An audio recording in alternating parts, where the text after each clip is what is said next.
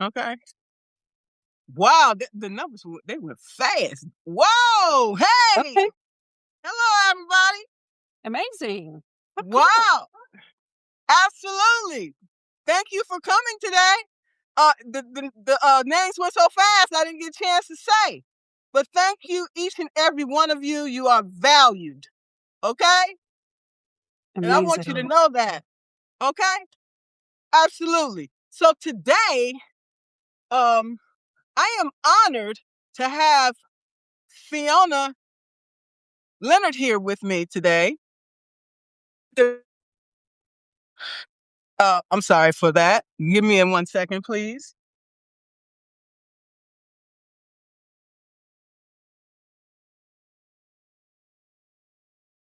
Okay. I have Fiona Leonard here with me today. All right. She is an author. She's a writer of plays and screenplays.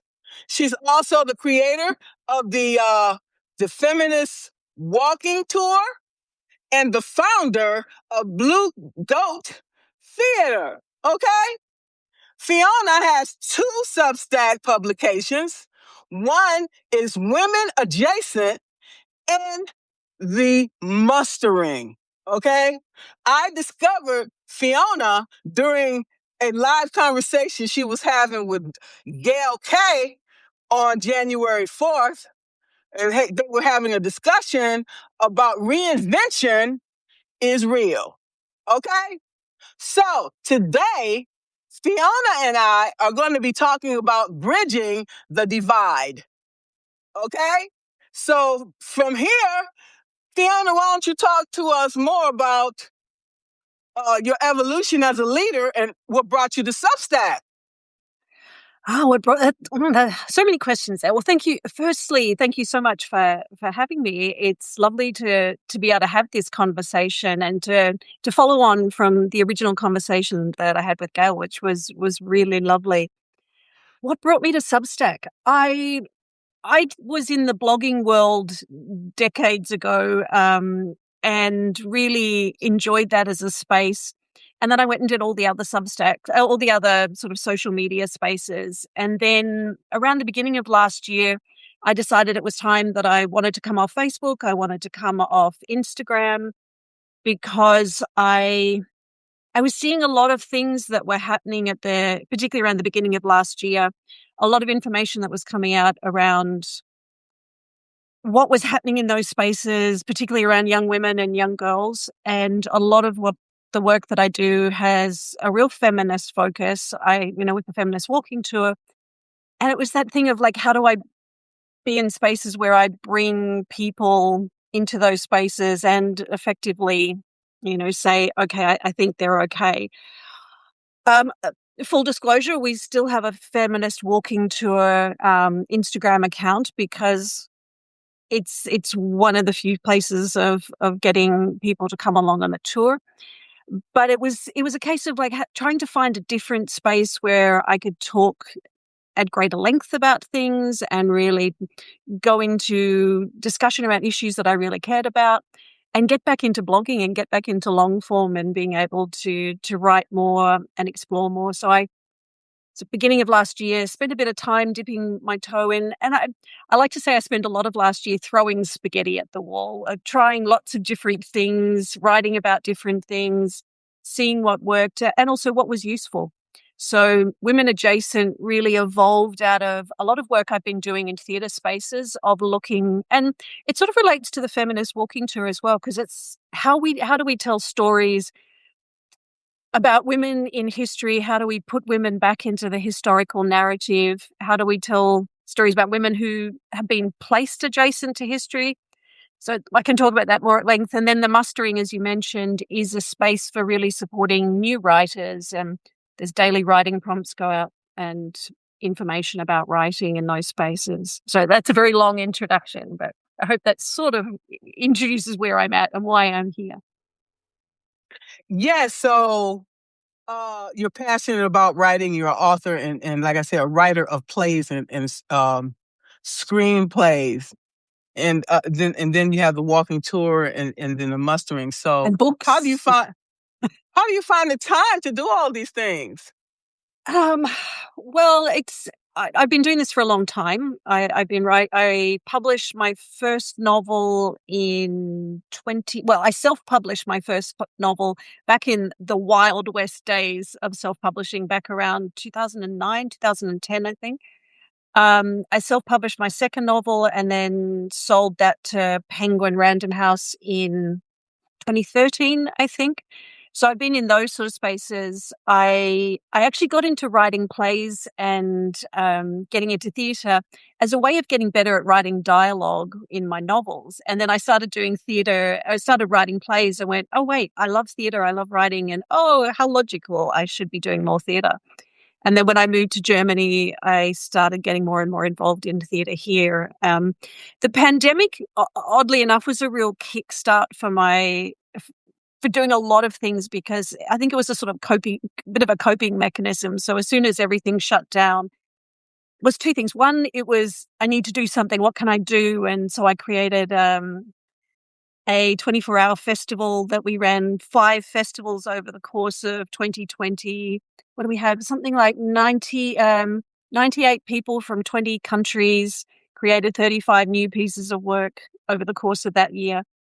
But I just sort of, it was actually really interesting, because when the pandemic happened, it was almost like, oh, well, there's no gatekeepers now and it doesn't really matter, and I'll just do what I want to do. And as always happens when you just do what you want to do, you end up doing the things that you love and people connect with it. And so, yeah, from 2020 onwards, I really got on a bit of a treadmill, not a treadmill that sounds like it's, I don't want to be here. I got into a real rhythm of really getting into the flow. And so I've been writing a lot since 2023, 4 novels, about a dozen short plays, and then some longer screenplays. So yeah, it's been busy. It's been great. Fantastic time. I've really had a lovely time. And this month, yeah, I think February, my first comic is coming out in a comic book with Dren Publications, with the lovely Mike Dolce, who has been incredible supporter. Yeah, so I'm very excited. I've never done a comic before, so yeah, very cool. It seems that your leadership evolution it it it includes a lot of creativity. Okay, and it seems like that you're in tune with yourself. You know who you are. You know what you want, and you're a real go getter, scrappy, and you go out and get it. Right. Yeah, yeah. Scrappy's a good word. Yeah, I think scrappy's sometimes scrappy is a little is that has that air of desperation when, when we have to pay rent, and you go out and find the work that helps pay the rent. Because I think this is one of the things I really enjoyed seeing on Substack lately, is a lot of people talking about the myth of the writer, like, oh, you publish a novel and then you're set and you're going to be a writer for life, and that will pay the bills. And it's just rubbish. Like, being a writer, you have to have a portfolio career. You have to have other jobs that you're doing to support your writing career.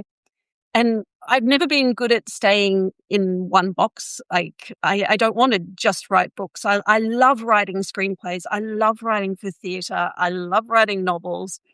Yeah, so I like I like doing these different things, and when I get opportunities to try something, then I will. I actually, it's funny how I wrote a limited series last year, and with a company that I do some work with, and I was talking to at one stage, I was doing a bit of a hustle, saying, do you have any work? I'm looking for work at the moment. And they said, oh, we've got some projects, but they only have back end money.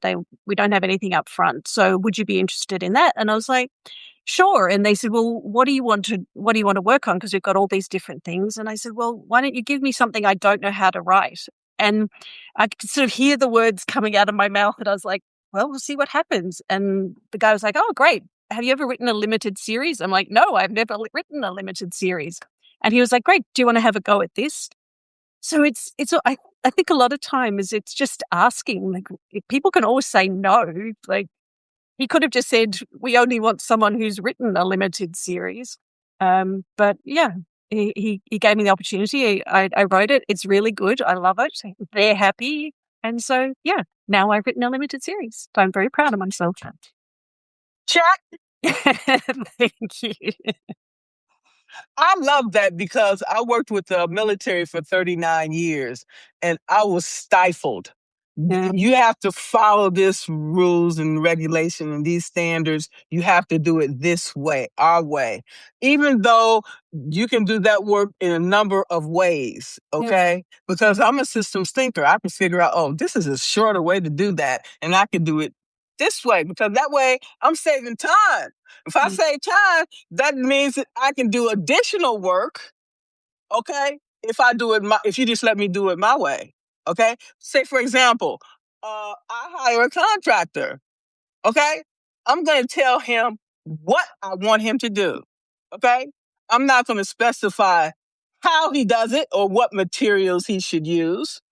But we may have that conversation because I want to use sustainable materials and I don't want you to have to come back here in a month to fix something else. Okay.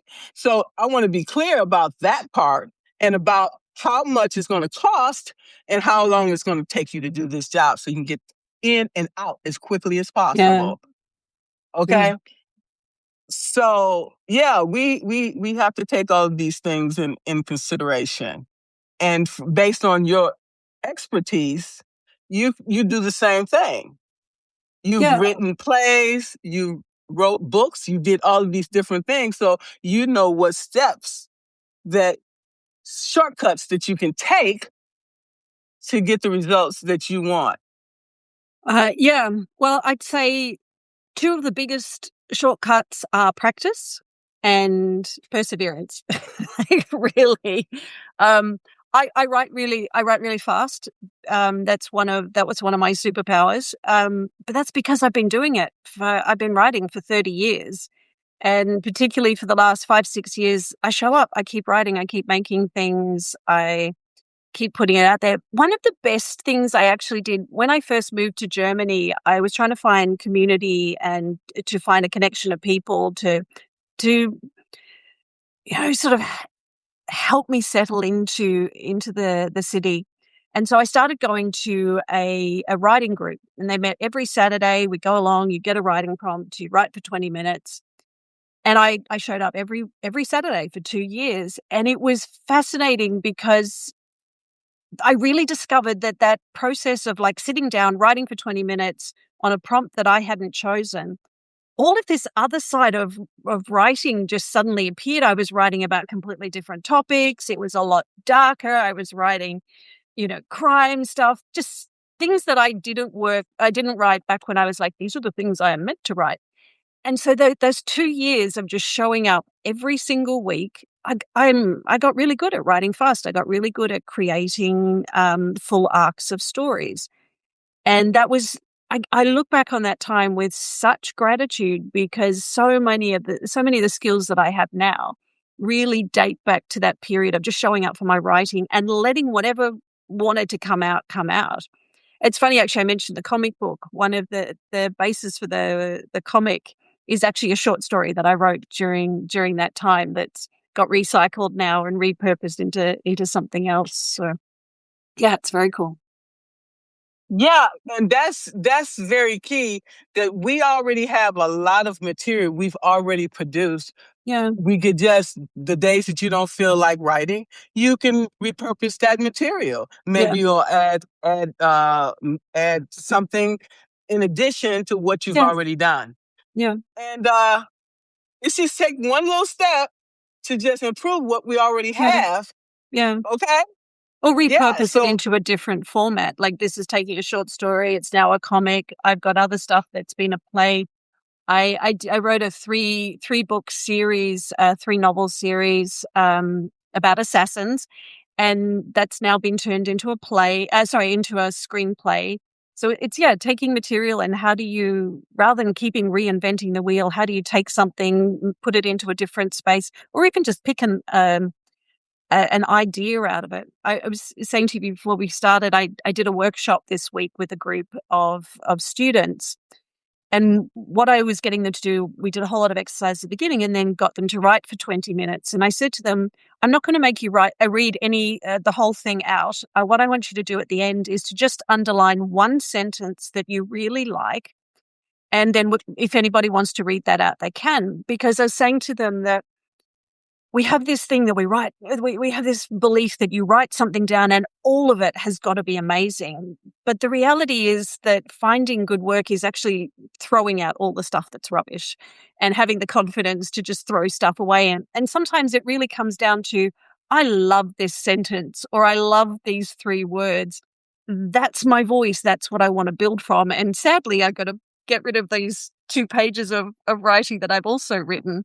But I think that's, going back to the secrets of what makes good writers, it's having the courage to throw stuff away and having the courage to say, I can write, this is who I want to be, this little bit here, and I can build on that. And you have to keep sort of wading through all the rubbish and accept that, I'm where I am and all the stuff that I've written, I still throw a lot away. I'm always editing and cutting stuff out, but you can't edit a blank page. That old adage, it stands true. I don't know who said it in the first place, but it's so true. Let me say this to you. Sometimes I look at something and I say, this is trash. I'll send it out anyway, and I'll get a bunch of likes on there. And I said I thought it was trash, but somebody liked it. One man's trash is another man's treasure. That's why we have thrift stores. Okay? I don't want it. I'm throwing it away. But somebody else in need of it can utilize it. So I don't think we should necessarily throw it away if we think it's no good, because you might have had a manuscript. You say, this is trash. I've seen it happen. They say it's trash, and then somebody else take it. Oh my God, no, this is wonderful. No. Yeah. So I think before you throw something away, I think you should have a second or maybe a third opinion. Well, what I usually do is I always create, like when I'm working on a novel, I always create a document called outtakes. And everything that I cut out, I put in there, and then it's sitting there. And so later on, if I'm stuck, I'll often go back and trawl through it and go, yeah, I don't like that, but that sentence there, that can come back in. So yeah, I think though, what you're going back to saying, sending out something that feels like trash, I suspect that often in those sort of situations, what we send out that we think that, as you describe as trash, I think sometimes those are the things that it's stuff that we feel that it's not stuff that we feel that we should be writing. It's often something that's off at a tangent. And you're like, I'm not sure if this is who I'm meant to be, or this is like what I should be saying. And often then that sort of thing connects and you go, oh, okay, it is okay. All right.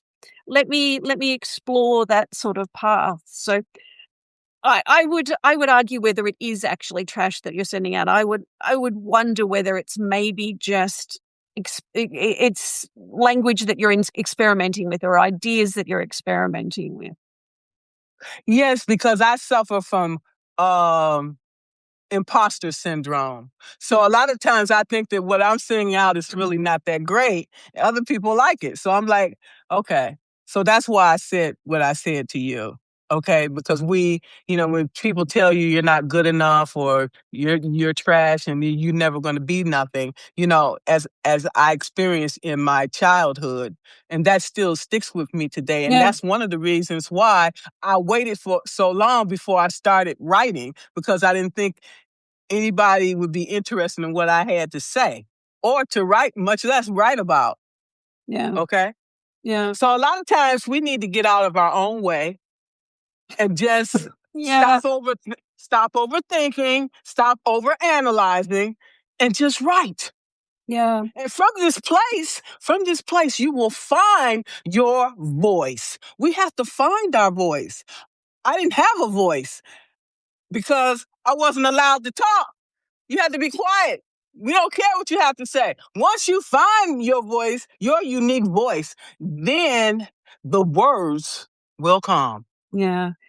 Well, I think also It's very easy to forget that writing is a conversation, that what I write goes out into the world and people interpret it in completely different ways. I really, if you'll indulge me on a quick story, I had done a play. This is almost 10 years ago, and a few months later, I was at a party and this woman came up to me and she said, "Oh, I loved your play, 100 Mothers." And I was like, "Oh, that's great." And she goes, "Yeah, there's this one passage that I absolutely love." And so she quoted this passage back and she said, "Yeah, I told my sister and it really relates to this." And she told this whole long story about how those particular words had touched her. And we talked for a bit and then she walked off. And one of the other women who was standing next to me, she looked at me and she went, "What was that about?" And I said, "What do you mean?" And she goes, "There was something like in the way that you reacted, like I could see there was something about the way you were listening to her." And I said, "Oh, well, what's interesting is that what she quoted back to me is not really anything like what's in the play. She'd come up with her own version of it." And this woman said to me, like, "Why didn't you tell her that it was the wrong lines?" And I'm like, "Because it's not my play anymore. Once I put it out into the world, someone else takes it and they have an experience with it and they have a relationship with it. And I'm not going to take that away from her. She had this very beautiful experience that she really enjoyed. She was very happy with. That's fine. That's now her experience of the play." And this is one of the reasons why I love doing theatre, because I'll write a play and then I'll put it out and I'll start work. I direct a lot of my own plays. So I'll start working with actors and they'll come back and go, "Oh, can we do this?" Or, "I find this bit really funny." And I'll be like, "Well, it's not funny. I wrote it. That's not funny." They're like, "Oh no, it is funny because if we do it this way, it becomes like this." So I always say it's really interesting when I put bodies inside my words, that then it becomes different. And then you put that in front of an audience. And I've sat in an audience with a show that I've written, that I've directed, and watched an audience react to it in a completely different way to what I would have expected. And it's like, now, because that's now your experience. And so I brought it into this space and now you take it out in a different way and have a different experience with it. And I think that's one of the things with like the algorithm and this, taking words and just throwing it out into the world, that we miss these opportunities to have these connections, to have these discussions, to have this engagement with what we're trying to write. And sometimes it's someone coming back going, "I didn't like it," or "I didn't understand." It's like, okay, well, let's have a conversation about it. Like, why? What didn't you like, or what touched you? And that's when it gets really exciting.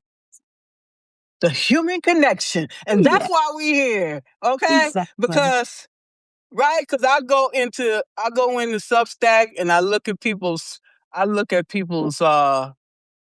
articles, I watch the videos, and I see echoes of my words in everyone's work. And Yeah, I am grateful for that because I take some of the things from their work to enhance mine. And that is what makes the world go round. We are this collective. We are working collectively together. yeah, Okay. yeah, A- And so that's the beautiful thing about Substack and the world. Okay. If we can continue to uh, do that with each other, we are elevating each other. We're rising together, yeah, and we're making magic. And we need to take that uh, same attitude out in the world and yeah, to bring more people to the fold, so we can continue to rise uh, as for our impact and our influence, to bring other people in, the younger people, okay? Heaven yeah. help them, because when you talk about these screenplays, okay, and plays, it's just taking performance to a whole new level. And so had you thought about, or do you help writers that are interested in potentially writing, comic books, plays, or screenplays? You interested, I mean, mentoring and coaching, or uh, these content creators to explore these different areas? Yeah, I do. I do it in a couple of different ways. So, um, going back, I mentioned earlier that we did the 24-hour festival back in 2020. And that was so much fun that, like, 2 weeks after we locked down in Germany, we did our first festival. And my whole approach with it was to make it as difficult as possible, which seemed really counterintuitive. But what we did is the first one was bringing together an actor, a writer, and a director. And I made sure that the people were in different parts of the world, that they're in different time zones, that some of them had different languages. So the first one was acting, the second one was dance. We did a visual one. And the whole idea every single time was to keep saying to people, you're matched with someone who's in Ghana, someone who's in Armenia, someone who's in Canada. And look what you made in 24 hours. You made this beautiful, beautiful thing. You met these three people. You saw that even during this shitty time, that you could actually create something beautiful. So a lot of what I do is trying to find, like, how do we find work spaces where you can build community and build community all over the world. So I do, at the moment, I do things like, I was telling you, I did a workshop with a school group here in Germany, which was sort of combining both theatre and writing workshops. And I also do a lot on the mustering. I do a writing group for women. We've got a very small group as a sort of a starter group with the mustering. We've got one woman in Singapore, one in Australia, one in Switzerland, 2 or 3 here in Germany, and they come together once a week to practice storytelling and to practice writing. As actually, I haven't told you about this, but in March, I'm actually starting a new program on the mustering, because I've been doing daily writing prompts on the mustering. I just send them out. You subscribe and you get the free subscription. You get a writing prompt in your inbox every day. But what I'm going to do over March and April is, I was actually working with some young artists at the end of last year, and one of the women said to me, like, how do you even start writing a book? Like, how do you even start thinking and building the ideas? And it really struck me with her question of how much of the sort of talking about writing books or writing films is like when you get your basically your bum in the chair and you actually start writing words, and what's your word count and how many words do you do every day? And a lot of writing is just sitting and thinking. It's looking out the window, it's playing around with ideas, it's doodling, it's brainstorming. So what I wanted to do was create a writing prompt based practice where every day for 30 days, you just get a question that's like, well, what is your character wearing? That's it. You write for 15 minutes and then you put it away. But each day you show up for your story. And each day you start to build the little details, just do the thinking and the playing and the tossing around ideas. And then in the second month, it's just writing scenes like over the arc of what would be a story. And so the first day, you'll literally just spend 15 minutes sketching out the idea for one scene. By the middle of the month, you'll be sketching out what would be the rough midpoint.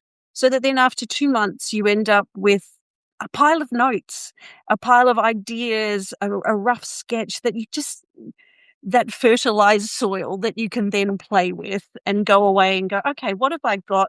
What works? What am I enjoying playing with?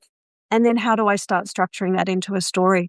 Because there's so much of a rush to, like, you have to get your word count. You have to be doing 1,000 words a day. You have to be really pushing to write 50,000 words in whatever. And we forget that so much of writing is just playing and doodling around, trying to find ideas and experimenting and throwing spaghetti at the wall. So, yeah, so different spaces, different things, trying things out and just like trying to find really good ways to connect with people and help people. Yes, this has been an amazing conversation. I am a visual person, so I start from that lens. Okay? All right? And I know that in writing, it's important to use all your senses. Yeah. Okay? And that way individuals can get into the story from your No, go ahead. I was just going to say, it's when you're talking about senses, one of the things that I love doing, and I was doing with these kids last week, was to say, okay, so we're going to do this experiment, we're going to do this work around imagine things from your senses. And I was like, so you know you have 14 senses, don't you? And they're all 14? Well, it depends who you ask, because some people will say 21, but Wow.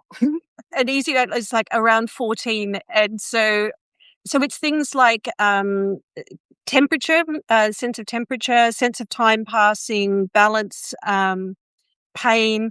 And the one I always love is sort of saying to them, like, proprioception is a sense, and that you get this beautiful blank looks. And I'm like, okay, close your eyes, put your arms out to the side, now touch your nose. And I'm like, that's proprioception. With your eyes closed, you still know where your nose is. So it's not using any of your other senses. It's just this concept of where your body is in space. So there are all these sort of things like proprioception and kinesthesia. And that's a really fun thing too to bring to storytelling, of saying it's not just the five senses. There's all these other Okay. senses that we can play around with. Like, so when you're talking to particular students and saying, use your senses to describe this, like use balance. Like, what's it like walking down the street? What's that sense of movement? How does your body feel? Because, and writing is, because we really get into this space that writing is this cerebral thing, but it's so physical. It has to be that really using your body and that physicality of what is writing like. And so, yeah. Sorry, I get very passionate about this and I wave my arms around. Yeah, me too, because nothing like the written word. So, in addition to the written word, the spoken word is very powerful too. Mhm. So, adding that to the written word, it just enhances our work even more. Yeah, Okay, and I've absolutely. added that. I've added that, and I try to play with new things. Okay, and I find other ways in which I can keep myself interested, much less my subscribers, Yeah, because that's the way my mind works. Okay, because if absolutely. you give me, if it's like Groundhog Day, then it loses luster. You know what I'm saying? So if you keep switching things up, and then people are like, oh, I like that. Okay, we got to keep switching it up in our relationships, in our lives, in our workplace is limited. But if we do these things, we enhance the quality of our lives. Yeah. Okay, why are we Well, here? I had a student at this workshop last week said to me, like, what do you do about writer's block? And I said, curiosity. And she said, what do you mean? It's like, if I'm stuck, often what I'll do is I'll go to a museum or a gallery and I'll wander around and look at paintings. And every single time it'll be like, scorpion, that solves my problem. Or I'll see some tiny little thing, or I'll read one of the I don't know what you call them, I'll read one of the blurbs. Sorry, my phone's ringing. I'll read one of the blurbs about the painting, and that'll just spark that idea. Like, you have to get out, you have to go into different spaces, you have to take yourself into different areas. There's a great story. I think it's about Edison. He used to do a thing where he set up his whole life so that his work centered around naps. So he had chairs all around his house, and on either side of his chair, he would have these big metal plates. And he would sit in his chair and hold a handful of ball bearings, and then he would have a nap. And when he went into that, I suppose, REM state, his hands would release, he'd drop the ball bearings onto the floor, and he'd wake himself up. And then he'd write down what he was dreaming about at the point when he woke up. And a lot of that sort of fed into his creative process of, so how do I use sleep? How do I use dream spaces? How do I use all of these different ways to play with that creative process? Absolutely, and I love that, because when we're asleep, our subconscious come alive, and if you can remember that dream, Yeah. that could be a story. Hmm. Okay, Hmm. a lot of my dreams, I wake up because I see myself falling, and I like, I got to wake up. Okay, I don't know where I'm going. So yeah, we have to use all these things. Also, being in nature, sitting at the Yeah. beach. Okay, listening to music. Yeah. Okay, so sometimes even a conversation with someone can pique some ideas as well. Yeah. I keep a little stack of scrap paper in my kitchen that I write my shopping lists on.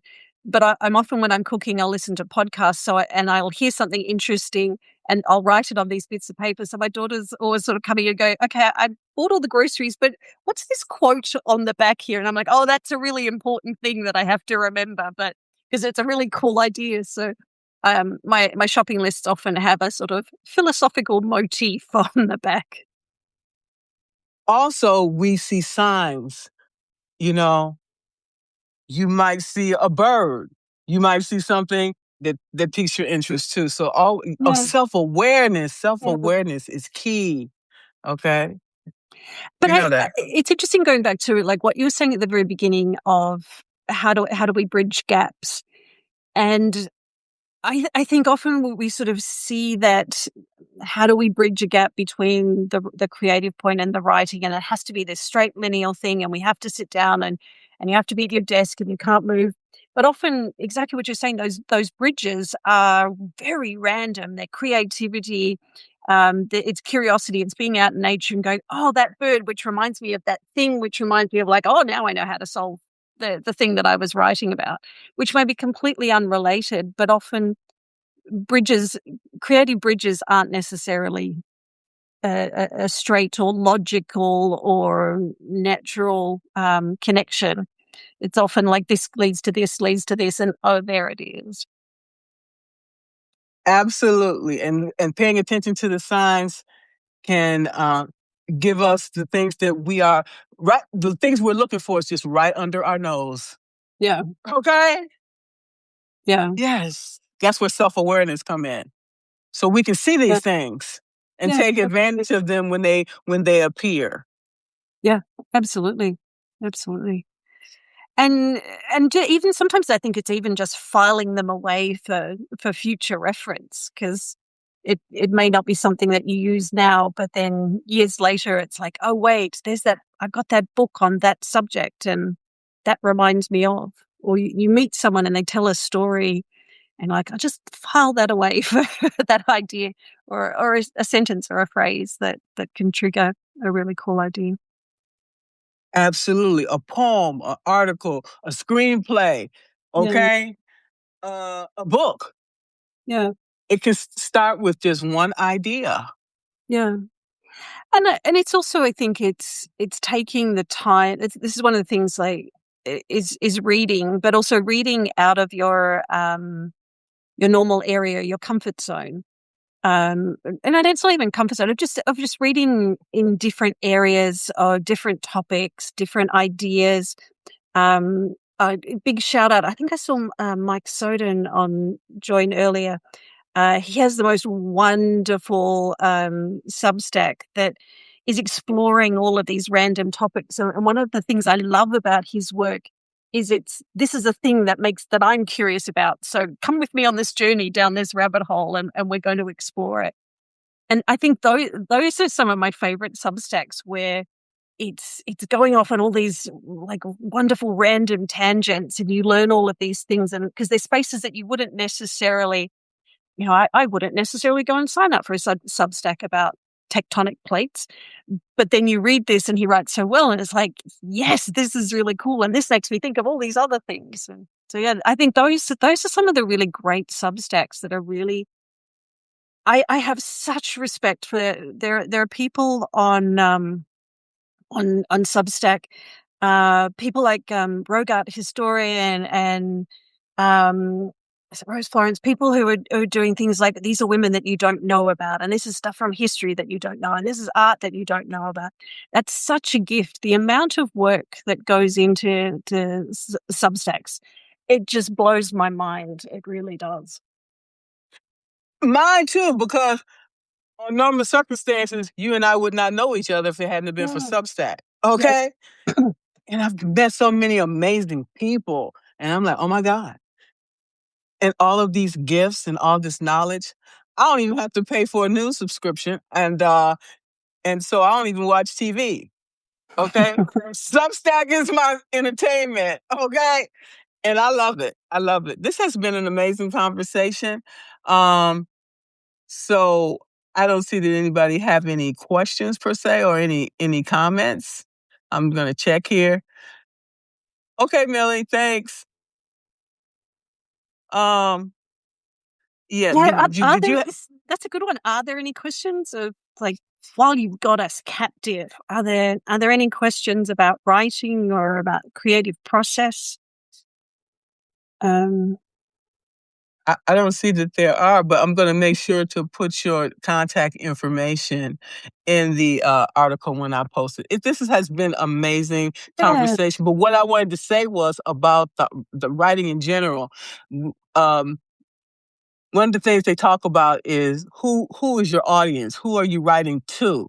You know what I'm saying? And so today's world, that can be different. Okay. yeah, Because I started off talking to women, but men was relating to me because I'm a left brain thinker. I'm a systems, mm, systems person. So because of my work with the government. But then I started becoming more vulnerable, and then women was resonating. So I have a melting pot. So I would say the message is clear, the mission and everything is clear because we have common interests and common goals. yeah.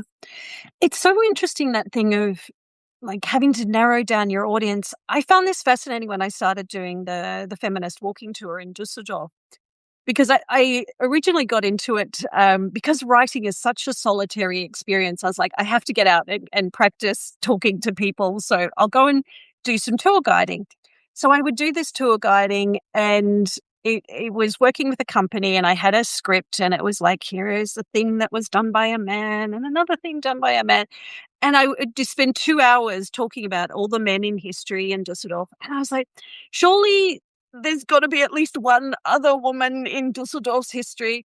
So I started doing a whole lot of research. And when I ended up with a spreadsheet with 100 women from history, I was like, I'm going to write my own tour. And it was fascinating when I first started putting it out. I would advertise it on Facebook, and there'd always be a man a bit shouty as like, "Oh, are men allowed to come?" And like, "Well, why is it just?"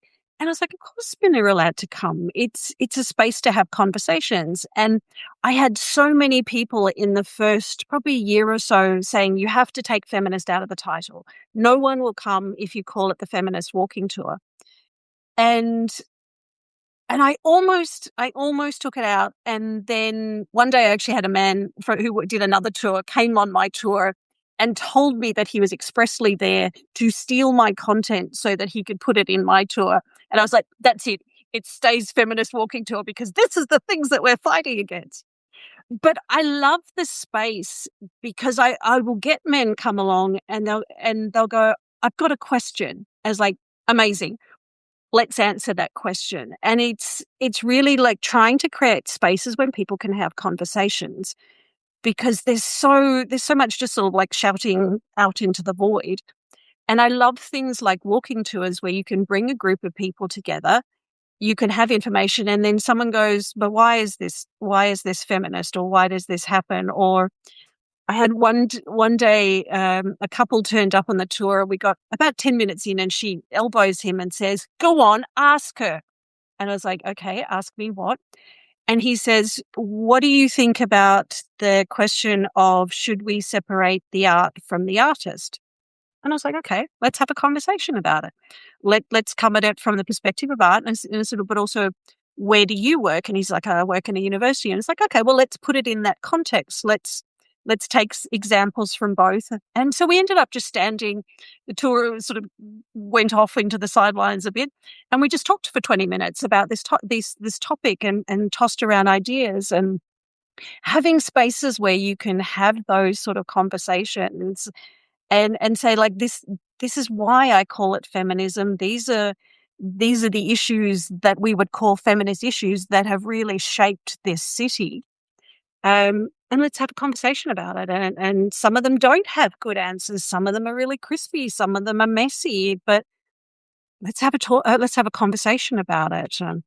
So I like those sort of spaces. I like that. I like when you can have those sort of conversations on Substack, and really pick at these things and poke at them and go, well, what do you think? Oh, I'd never thought about that. Well, like, oh yeah, I really like this approach. So, bridges again, Wow. bridges to to topics and ideas.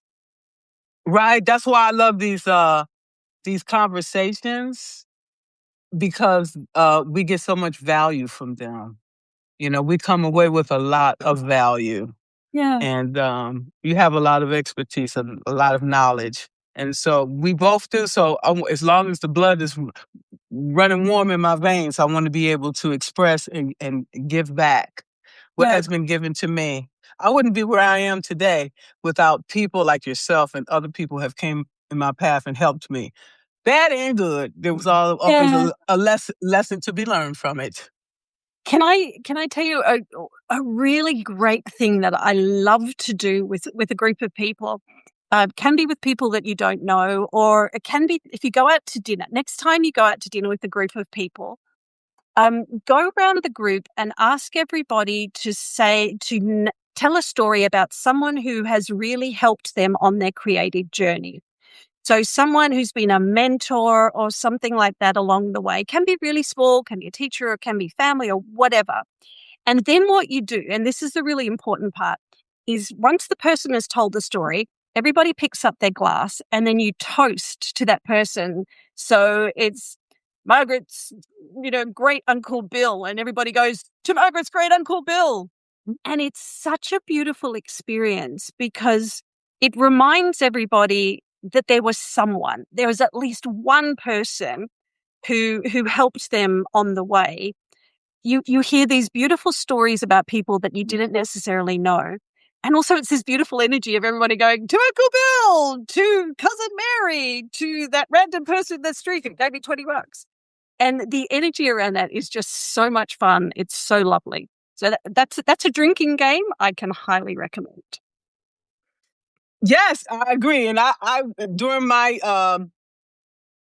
military career, I went to Germany. I Mhm. worked for the Corps of Engineers, and those Okay. walking tours you're talking about, I went on those Volksmarches. Okay, Wow. and yeah, I didn't ever go to what you call that. What you call you have every year where everybody come in, drink, and all of that stuff. And Carnival. It's happening right now. It's Carnival week in Germany. okay, y'all got that beer, got those hops in it. You drink a couple of cups of that, you'll be under the table. Okay. Oh, you're talking about Oktoberfest. That's at the other end of the Oktoberfest, yeah. exactly. That's a whole Oktoberfest. other experience. That's a whole other drinking game. Okay, off the scene. Okay, so yes, I enjoyed my time in Germany Thank you. because Yeah. it was beautiful, Yeah. beautiful, Yeah. beautiful. Okay, Yeah. yes, yes. It's So it's a beautiful country. It really is. it is.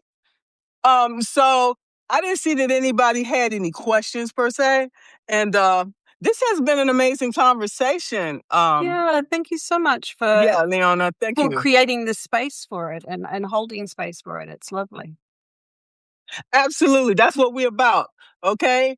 And so perhaps we can have a future conversation. Okay. I would love that. Very nice. Be very nice. Okay, so maybe to finish up, who's your person? Tell me a story about someone who helped you on your journey. Who was a mentor or someone who believed in you and helped you get to this point? There are so many people. I can't even count them on two hands. Nice. Okay. And There's a lot I'm of grateful people. for that. I Yeah. am. I'm grateful for that. Yes. I'm blessed. Yeah. Well, here's to all those people that you can't toast on two hands. Cheers. Absolutely. Cheers. Okay. Thank you.